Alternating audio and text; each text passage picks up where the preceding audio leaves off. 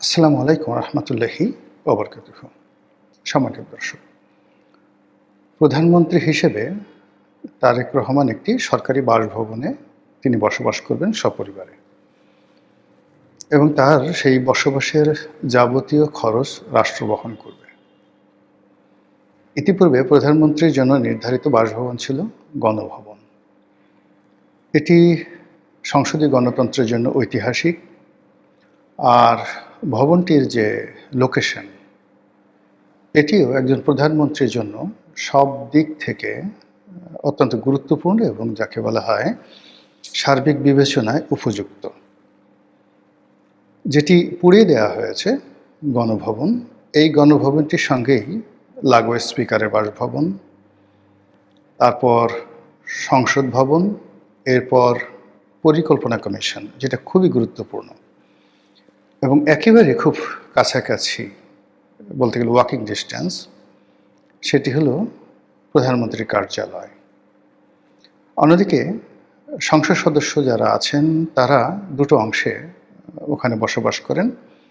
মানিক মিয়া এভিনিউতে একটি অংশে বসবাস করেন, আরেকটি অংশ বসবাস করেন হলো সেই পুরাতন বিমানবন্দরের সামনে যে প্রধানমন্ত্রীর কার্যালয় রয়েছে, সেই কার্যালয়ের পাশে বেশ কয়েকটি বিল্ডিং রয়েছে যেখানে এমপিরা বসবাস করেন। তো এই যে প্ল্যানগুলো করা হয়েছে, এমপি, পরিকল্পনা কমিশন, প্রধানমন্ত্রীর কার্যালয়, স্পিকার, ডেপুটি স্পিকার সবাই একসঙ্গে পাশাপাশি থাকবেন, ওয়াকিং ডিস্টেন্সে থাকবেন। তো সেই ভবনটিকে পুড়িয়ে দেওয়া হয়েছে, কিন্তু সেটিকে মেরামত না করে, সেটিকে ভবিষ্যৎ প্রধানমন্ত্রীর জন্য বসবাস উপযোগী না করে সাবেক যে অন্তর্বর্তীকালীন সরকার, তারা যে এজেন্ডা বাস্তবায়ন করতে এসেছিল যে একটি গণতন্ত্র এবং সংসদীয় গণতন্ত্র, এটির কবর রচনা হবে। প্রধানমন্ত্রী নামক যে পদ, এই পদটি কলঙ্কিত হবে, এবং সেই জন্য এরকম একটি উল্লেখযোগ্য বাসভবন, ঐতিহাসিক বাসভবন, সেই বাসভবনটিকে দুমড়ে মুচড়ে শেষ করে দিয়ে সেখানে একটি জাদুঘর তৈরি করা হয়েছে। এত বিশাল জায়গা, সেখানে একটি জাদুঘর যদি তৈরি করতে হতো, তাহলে সেই ভবনের সামনের কিছু অংশ, পেছনের কিছু অংশ, বা যে কোনো জায়গায় একটা ত্রিভুজ আকৃতির 2-4 বিঘা জমি নিয়ে একটা সুন্দর সেই জাদুঘর সেখানে তৈরি হতে পারতো, এবং সেই জাদুঘর যদি তৈরি হতো, ওখানে বসবাসরত যারা প্রধানমন্ত্রী ভবিষ্যতে আসবেন বা বর্তমানে আছেন, তাদের জন্য ওটা একটা সাইকোলজিক্যাল ট্রিটমেন্ট হতো, যে আমরা যদি শেখ হাসিনার মতো এরকম করি, তাহলে এই বাড়ির সম্মুখ সারিতে বা দক্ষিণ প্রান্তে, উত্তর প্রান্তে যে জাদুঘরটি আছে, সেই জাদুঘরটিতে যা কিছু সংরক্ষিত রয়েছে সেগুলো আমার জন্য প্রযোজ্য হবে। এনিওয়ে, যারা করেছেন আল্লাহ তাদেরকে হেদায়েত দান করুন। ইতিহাস কখনো থেমে থাকে না, ঐতিহ্য কখনো বন্ধ করে রাখা যায় না। তো সেই অর্থে জনাব তারেক রহমান সাহেব প্রধানমন্ত্রী হওয়ার পর তিনি একটি সুরক্ষিত বাসভবন, সুন্দরতম বাসভবন এখানে বসবাস করবেন, এটা তার নসিবে হলো না। দ্বিতীয়ত হলো যে এই গণভবনে অনেকটা জিদ করে বা কী কারণে বেশি সময় বসবাস করেননি বঙ্গবন্ধু। তিনি এখন তারেক রহমান সাহেব যে কাজটি করতে যাচ্ছেন, ঠিক একইভাবে তিনি খুব স্বল্প পরিমাণ সিকিউরিটি নিয়ে তার যে বাসভবন 32 নম্বরে তিনি ছিলেন। তো 32 নম্বরে থাকার খেসারত তাকে কীভাবে দিতে হয়েছে, এটা ইতিহাস সবাই জানেন। তারেক রহমান সাহেব এখন যেখানে আছেন, তার যে বাড়ি, এই বাড়িটা নিয়েও কিন্তু নানা রকম যাকে বলা হয় কুফার কাহিনী আছে। কুফার কাহিনী কিভাবে আছে আমি আপনাকে বলি। কুফা মানে অভিশাপের কাহিনী আছে।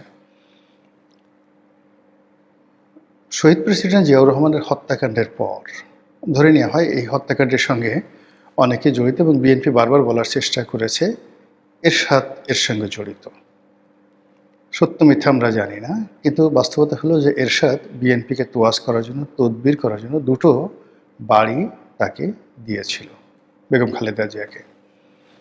একটি বাড়ি হলো মইনুল রোডে ক্যান্টনমেন্টের মধ্যে, আর একটা বাড়ি হলো এই যে এখন যে বাড়িতে আছেন তারেক রহমান সাহেব।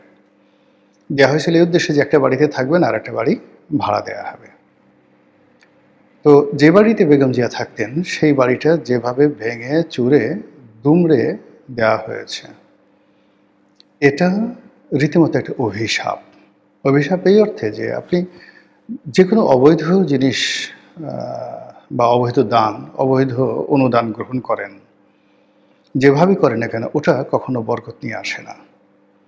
আর আমার বাবাকে যদি কেউ খুন করেন বা আমার পরিবারের উপর জুলুম অত্যাচার করেন, তারপর যদি আবার আমাকে সে উপহার দেওয়া হয়, সে উপহার আমার জন্য কতটা বুমেরাং হতে পারে এটা ইতিহাসে লেখা রয়েছে। এরই ধারাবাহিকতায় মইনুল হোসেন রোডে বেগম জিয়ার যে বাড়িটি, সেই বাড়িটির উপরে যে অভিশাপ এসেছে, সেই অভিশাপে পুরো পরিবার তছনছ হয়ে গেছে। বেগম জিয়া মানসিকভাবে যতটা অপমানিত হয়েছেন, লাঞ্ছিত হয়েছেন, এটা বলার মতো নয়। একটা বাড়ি গেছে, দ্বিতীয় যে বাড়িটি রয়েছে এটাও স্বৈরাচারের দেওয়া উপহার। 1 টাকার বিনিময়ে রাষ্ট্র এই বাড়িটি তাকে দিয়েছে। ফলে এই বাড়িতে তারেক রহমান সাহেবের যে অবস্থান, এটা আমার কাছে বরকতময় মনে হচ্ছে না। এর সাথে তিনি যদি ধানমন্ডিতে তার শাশুড়ির বাড়িতে থাকতেন, অথবা রাষ্ট্রীয় যে কোনো একটি ঐতিহ্যবাহী, যেমন করতোয়া আছে, পদ্মা আছে, অনেক সুন্দর সুন্দর বাড়ি আছে। বেইলি রোডে যে বা মিন্টু রোডে সরকারি অনেকগুলো বাড়ি আছে, এর মধ্যে সবচেয়ে বড় বাড়িটি 25 নম্বর মিন্টু রোডের বাড়িটি, সবচেয়ে বড় রোড, এই বাড়িটি হতে পারত। কিন্তু সেখানে না থেকে তিনি কেন এরকম স্বৈরাচারের দেওয়া একটি উপহার, যেটি সঙ্গত কারণেই অভিশপ্ত হবে, এখানে কোনো বরকত আসবে না, সেই বাড়িতে তিনি থাকার কেন সিদ্ধান্ত নিলেন, এটা আমি বুঝি না। আমি নিজে দেখা যাচ্ছে যে আধুনিক হওয়ার চেষ্টা করি, কিন্তু তারপরেও মনের অজান্তে জাদু বিদ্যা, বান টোনা, কালো জাদু ইত্যাদি অনেকগুলো বিষয়, শয়তান ভূত প্রেত, এগুলোর সত্যতা বিশ্বাস না করলেও অবিশ্বাস করার কোনো কারণ নেই, কোনো কারণ নেই। প্রতিটি ধর্মগ্রন্থে এই বিষয়ে স্পষ্ট তথ্য প্রমাণ সহকারে বলা হয়েছে।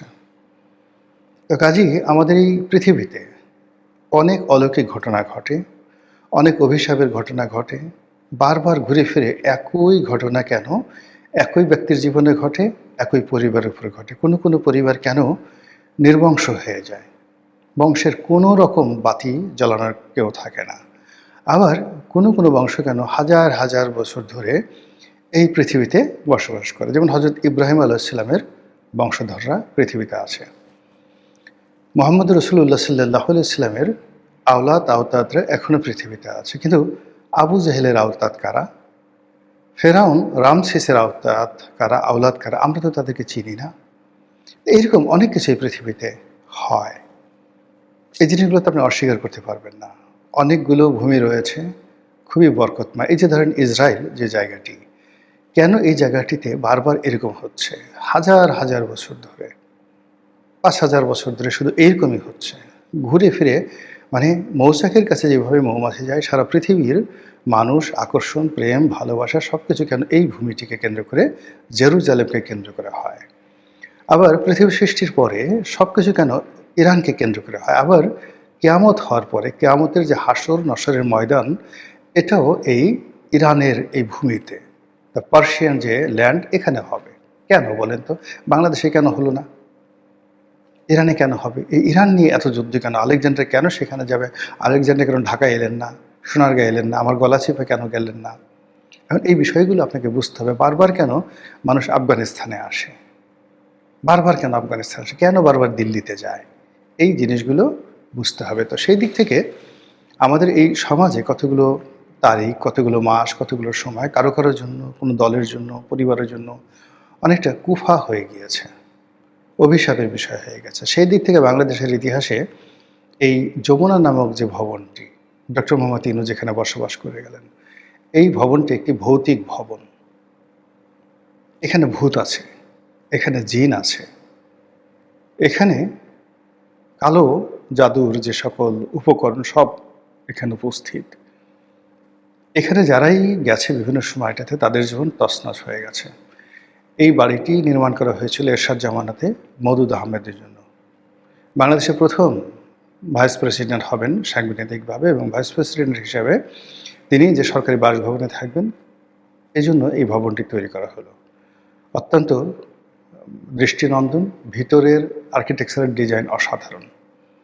আমরা যারা গিয়েছি ওখানে আমরা দেখেছি মানে কোনো সরকারি অফিস সাধারণত এতটা ওয়েল ডেকোরেটেড হয় না। এমনকি গণভবনের চাইতেও, বঙ্গভবনের চাইতেও এই বাড়িটির ইন্টেরিয়র ডেকোরেশন অনেক ভালো, কিন্তু এখানে বরকত আসেনি। মওদুদ আহমেদ একদিন বসবাস করতে পারেননি। এই বাড়িতে লতিফুর রহমান সাহেব থেকেছেন, তার জীবন তছনছ হয়ে গেছে। এই বাড়িতে তত্ত্বাবধায়ক সরকারের প্রধান যিনি ছিলেন জনাব ফখরুদ্দিন সাহেব, তার জীবন তছনছ হয়ে গেছে। এই বাড়িতে যখন প্রথম শেখ হাসিনা উঠলেন, ঠিক উঠার অল্প কিছুদিন পরই এখানে গণভবন যখন এখানে পরিষ্কার পরিচ্ছন্ন করা হচ্ছিল, তার জন্য প্রস্তুত করা হচ্ছিল, তিনি কয়েকদিন এখানে ছিলেন। ওই সময়টিতেই বিডিআর মিউটিনি ঘটে, বিডিআর দুর্ঘটনা ঘটে। তারপর বহুদিন এই বাড়িটি পরিত্যক্ত অবস্থায় ছিল এবং সেখানে ডক্টর মোহাম্মদ ইউনূস উঠলেন। এই বাড়িকে কেন্দ্র করে যারা যারা এখানে থেকেছেন, কাজ করার চেষ্টা করেছেন, সবার জীবন তছনছ হয়ে গেছে। আপনি সেই প্রেস সেক্রেটারি শফিকের কথা বলেন, ডক্টর মোহাম্মদ ইউনূস সাহেবের কথা বলেন, লামিয়া মোর্শেদের কথা বলেন, কিংবা ধরুন আলী রাজের কথা বলেন, এই বাড়িকে কেন্দ্র করে যারা যত বেশি অ্যাক্টিভ হওয়ার চেষ্টা করেছেন, সবার জীবনে অভিশাপ নেমে এসেছে। এখন সেই বাড়িতে জনাব তারেক রহমান সাহেব, আজকে যখন আমি ভিডিওটি করছি চাঁদ রাত্রিতে, তখনকার খবর হলো যে তিনি উঠবেন না এই বাড়িতে, সিদ্ধান্ত নিয়েছেন। এবং এটি যদি ফাইনাল থাকে ভালো কথা, এটা যদি ফাইনাল থাকে ভালো কথা। আর যদি তিনি ভবিষ্যতে ওঠার চেষ্টা করেন, এই জন্য মূলত আমি এই কথাগুলো বলছি। এবং আমি যখন এই ভিডিওটা বানানোর জন্য হেডলাইন দিচ্ছিলাম, তখন উনি আসলে সিদ্ধান্ত নেননি যে তিনি সেখানে উঠবেন কি উঠবেন না, বা সবাই বলছিল যে প্রধানমন্ত্রী হিসেবে তার জন্য এটি সাজগোজ করা হয়েছে। তো তিনি সপরিবারে উঠবেন না, কিন্তু আগামীকাল ঈদের যে মোলাকাত, সেই মোলাকাতটি তিনি সেখানে করবেন। এটাও আমার কাছে ভালো মনে হচ্ছে না। আমার কাছে ভালো মনে হচ্ছে, এই কথাগুলো অনেকটা গেয়েও মনে হতে পারে, অনেকটা গোড়া মনে হতে পারে, কিন্তু বাস্তবতা হলো যে আমাদের যারা সাহিত্যিক, সেই সাহিত্যিকদের মধ্যে সবচেয়ে আধুনিক যে মানুষটি ছিলেন তিনি হলো শরৎচন্দ্র চট্টোপাধ্যায়।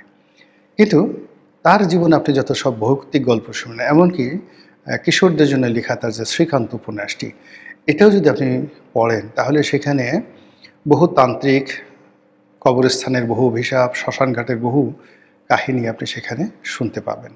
তো সেই দিক থেকে এই বাড়িটি কেন জানি আমার কাছে মনে হয় একটা ভৌতিক বাড়ি। আমি অনেক দিন এখানে মানে ব্যায়াম করি আশেপাশে, ওই যে রমনা পার্কে। বাড়ির চারিদিকের একটা সৌন্দর্য আছে, কোনো সৌন্দর্য নাই ওখানে। কীভাবে যেন সৌন্দর্য বর্ধন করা যায় না। বাড়ির সামনেটা কেমন যেন খাবলা খাবলা। একটা প্রধানমন্ত্রী বাড়ির সামনে যেভাবে বিন্যস্ত থাকবে, যেখানে ফুল ফলাদি থাকবে, এটা ভালো হয়নি। ভালো না হওয়ার কারণে কি হলো, দেখেন যে সেই জায়গাটাতে যারাই আসছে তাদের জীবনে, ইউনূস সাহেব দেখেন তার মতো মানুষ এই যে ক্ষমতায় 17 মাস ছিল, তার এমন কি লাভ হয়েছে না হয়েছে বড় ব্যাপার নয়। তার সারা জীবনের অর্জন ওই যমুনা খেয়ে দিয়েছে, ক্যান্সারের মতো সব কিছু খেয়ে দিয়েছে। এখন ইউনূস সাহেবের নাম শুনলে মানুষ যে বাজে মন্তব্য করে, তাকে কেন্দ্র করে যে ধরনের ট্রল হয়, এতে করে তার গ্রামীণ ব্যাংক, তিনি নিজে, তার গ্রামীণ ফোন, তার পুরো পরিবার পরিজন আগামী দিনে যেইভাবে জনরোষের শিকার হচ্ছেন, বা এখন যেভাবে হচ্ছেন, আগামী দিনে যেভাবে হবেন, আমি চাই যে অন্য কোনো রাজনীতিবিদদের জীবনে যেন এটি না আসে। এই ভূত তাড়ানোর জন্য ইসলামে অনেকগুলো বিধান আছে, এটিকে বরকতময় করার জন্য ইসলামে অনেকগুলো বিধান আছে। অনেক ওলি আল্লাহ গাউস কুতুব আছেন, তারা এই বিষয়গুলো জানেন, খুব ভালো করে জানেন। এবং এই ঘটনার ফলে কী হলো দেখেন, মধ্যযুগে বা এমনি আগে অনেক বড় বড় রাজপ্রাসাদ এভাবে তৈরি করা হতো এবং সেখানে ভূতের উপদ্রব হতো, ভৌতিক ঘটনা ঘটত। ফলে সে সকল রাজপ্রাসাদ ছেড়ে আজকের দিনে অন্ততপক্ষে 1,00,000 কোটি টাকা মূল্য হবে, তারও বেশি হবে। সম্রাট আকবর যে রাজপ্রাসাদ নির্মাণ করেছেন ফতেপুর সিক্রি, এবং সেখানে তিনি রাজধানী স্থানান্তর করে নিয়ে এসেছিলেন আগ্রা থেকে। সব কিছু ঠিক ছিল, এবং তিনি তার পীরের জন্য সেখানে একটা বাড়ি করলেন, মাজার করলেন, সব কিছু করলেন, সব কিছু ঠিক ছিল। হঠাৎ করে সেখানে দেখা গেল পানির শূন্যতা, রাজধানীতে পানি নেই। যখন মানে তৈরি করা হলো তখন পানি ছিল, কিন্তু যখন তারা বসবাস শুরু করলেন সেই পানি আর সেখানে পাওয়া গেল না। আবার এখন গিয়ে দেখেন সেই ফতেপুর সিক্রিতে পানি আছে, কিন্তু আকবরের এই যে 1,00,000 কোটি টাকা দিয়ে নির্মিত যে একটি রাজপ্রাসাদ, যে রাজপ্রাসাদ শুধু পাহারা দেওয়ার জন্য আজ যেমন এসএসএফ এরকম অন্তত পক্ষে 20,000 সৈন্যের একটি চৌকুশ দল প্রাসাদের ভিতরে এবং বাইরে ক্যান্টনমেন্ট করে থাকত। তো সেই প্রাসাদ পরিত্যক্ত তিনি আবার চলে এলেন আগ্রাতে। তো এরকম অনেক ঘটনা ঘটে, অনেক ঘটনা ঘটে। যমুনা নিয়েও কেন জানি আমার ঠিক সেরকমই মনে হচ্ছে। মহান আল্লাহ ভালো জানেন। আসসালামু আলাইকুম রহমতুল্লাহি ওয়া বারাকাতুহু।